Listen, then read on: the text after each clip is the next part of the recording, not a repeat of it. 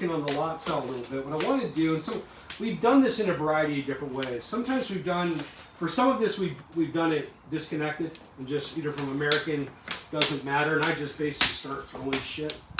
Boom, bang, and just, notice please that when I'm doing this, and it doesn't matter American, European, that's, you do you, you're interchangeable. But notice I'm not breaking anything. Oh, I'm not breaking any contact.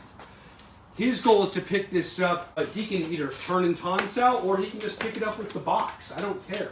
Boom, that's fine with me. If I'm going to be boxed, do I take You want to shift a little bit. Yeah. You're going to want to shift. I wouldn't say out of this to this? Yeah, pretty much. And you don't need to be in this for this exercise. But if he throws a hook at me, oh, that's no problem. Okay, so the whole idea of doing this is this is easy.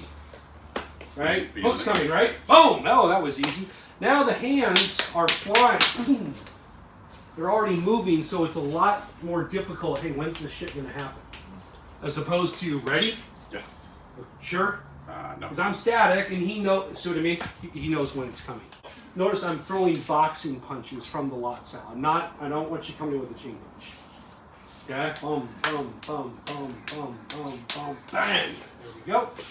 I come over here. Get me? Probably take that to a tonsal on the inside.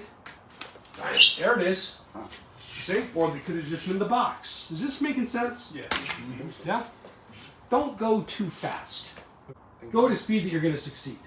Okay? And then start breaking it. Make sense?